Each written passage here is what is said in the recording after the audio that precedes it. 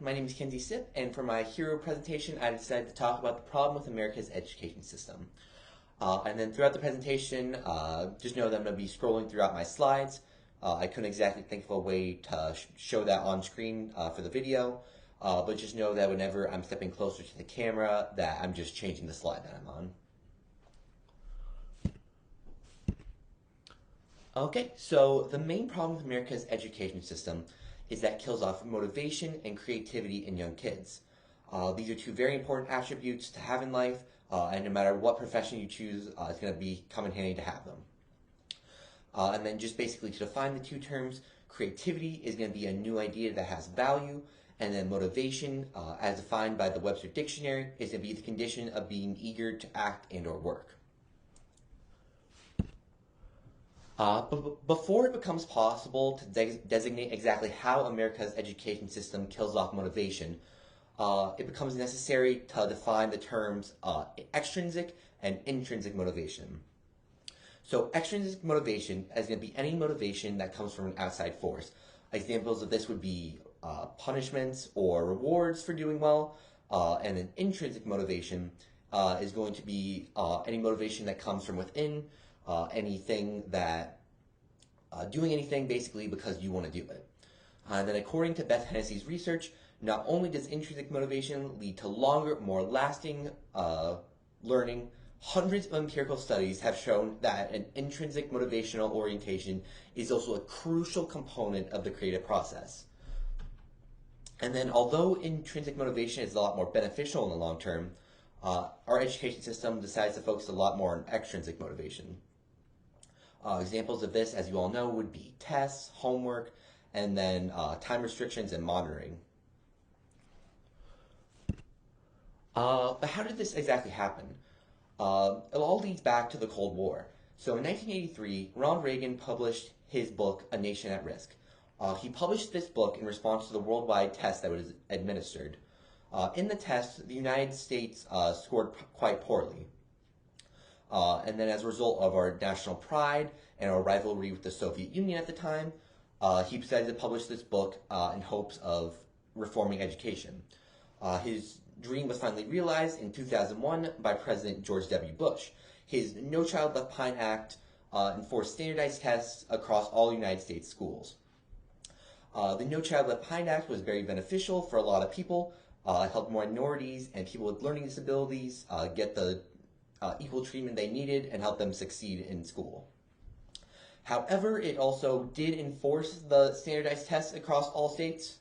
If a school didn't decide to enforce the tests, then they didn't get funding from the government. And then if the students didn't perform well, then the staff and then the teachers were punished. As a result, teachers had to overhaul their curriculum, give more homework, and then give more little tests to build up to the bigger tests. All these things, as I've explained, are extrinsic motivators, and they didn't really help foster creativity and motivation in the kids. But why does this matter? Why exactly is killing off motivation and creativity in young kids a bad thing? So more research by Beth Hennessy proves that employers are constantly reporting that young people graduating from high school and college do not present themselves with the skills employers are looking for in potential hires. So-called skills of the 21st century, ways of thinking that involve creativity, risk-taking, critical thinking, problem-solving, and decision-making, coupled with ways of working that include communication and collaboration, are generally not being emphasized or nurtured in school's environment. We're worried about test scores, consume all the energy from the teacher and the student. So as this shows, students are just not being prepared for the real world. As I said before, creativity and motivation are very essential for all careers, and as such, it's very detrimental that schools are killing these two things off, because then they lack the skills to succeed in the real world. And then another thing, research by Newman shows that whenever a classroom is more open in its teaching methods, for example, just having more student-led lessons and researching new ways to teach, Student attendance is generally high, and the dropout rates are generally lower. So if schools were just focused more on creative learning, which would foster more creativity and motivation, more people would attend school and less people would drop out. So what are some possible solutions to this problem? Obviously, there's no definitive solution. If there was one, then it would have already been enforced. And then any major changes to the education system aren't exactly going to be possible either. It's not possible to just say, let's scrap the idea of mandatory testing. I feel that the government and other authorities feel that there needs to be some yardstick for measuring student growth. However, there are three little things that can help with the problem. The first one is what Martin Andrew called the value of schooling. Martin Andrew developed a motivational scale. In it, he identified some factors that raise motivation and some factors that hurt motivation. One of the factors he found that raised motivation the most was what he called the value of schooling.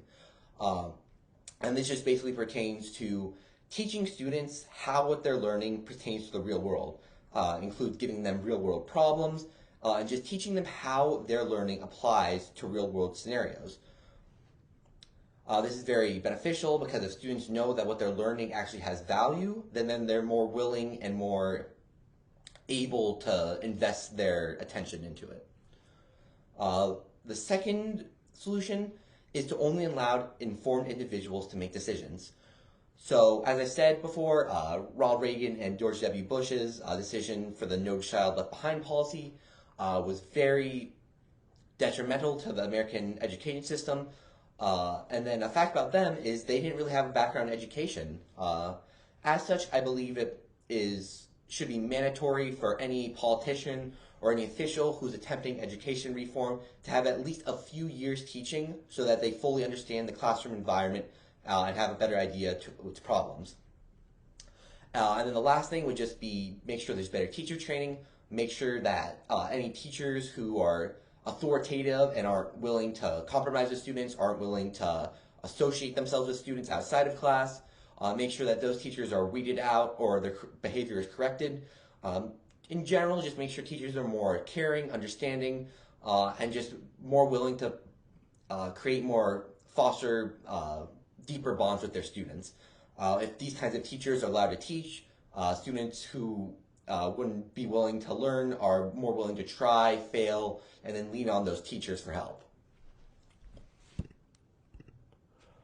And then why did I choose this topic? Why am I fascinated with this, and why do I care about this? So the first reason is going to be connected to my hero's journey paper that I had to write. In the paper, I argued that the hero's role is to lead indirectly, and if someone's having a problem, then they shouldn't just give them a straight answer. They should let that person find the solution by themselves, and as a result, they'll become stronger and be able to tackle any future problems. Obviously, this has a clear connection to my topic now. If students have a more open education and aren't just lectured at all the time, then they'll be able to have more motivation and creativity in the future, which will, as I've said, help them in any future job they might hope to find. The second reason is that in the future I hope to become a teacher. Ideally, I'd like to teach middle or high school, and then the subject I'd want to teach would be English. And then, obviously, knowing all this, I don't want to exactly kill off the creativity and motivations that my students might have. I want to foster that in them. And then overall, I just want them to look forward to my classes and not just be another teacher that lectures at them for 40 minutes. And then the last reason really has to do with my past. There's a time in elementary school, I think I was in first or second grade, when the teacher taught us a little bit about dinosaurs in class. After that, I went home and I asked my mom if I could go on the computer. I went on the computer and I found a website about dinosaurs. After going through that website, I found a lot of research about dinosaurs, and being the bright-eyed little kid I was, I wrote about a one-page paper about everything I had learned that day. Next day, I turned it into class, and I gave it to the teacher. However, this wasn't something that the teacher had told me to do. It was an assignment and getting extra credit, and in general, there was just really no reason for me to do it. I did it because I was intrinsically motivated to do it. I wanted to do it, and because I had a fascination and a desire to learn. This is something that I've lost, and something that I can't imagine myself doing now. I can't imagine myself just turning in an assignment to a teacher when they didn't even ask for it. And then in general, I just want to preserve this feeling in other little kids so that when they're 5, 7 years into their education, they can still have that bright-eyed wonder. But what can you do? As I've said before, making sure that the right people are in power is essential. Our current Secretary of Education is Miguel Cardona. He actually does have a background in education, which will help for any future education reform. And I did a little bit of extra research, and I found that Trump's Secretary of Education, she didn't actually have any background in education. And so definitely people like that should be kept out of power because they don't know what they're talking about and they don't know of any effective solutions. So basically, to sum up that, just make sure that if you're going to vote for someone or vote for a bill or a new act, make sure that the people who are proposing that actually do have a background in education. And then the other solution that you can help with is if in the future you decide to have kids, just make sure that you focus more on intrinsic motivators as opposed to extrinsic motivators. If your kid does well in school, don't be afraid to give them a reward every once in a while, but don't make that a constant thing. Otherwise, you're gonna take out their motivation and enjoyment in the activity. Because if you do, they'll just be focusing on the reward and not on their own enjoyment of the thing. And then here's gonna be my call to action. So while school might be all about results and validation to you, myself, and many others, minimizing extrinsic motivation while maximizing intrinsic motivation is an essential skill for life, and as such, it should really be focused more on schools. Thank you.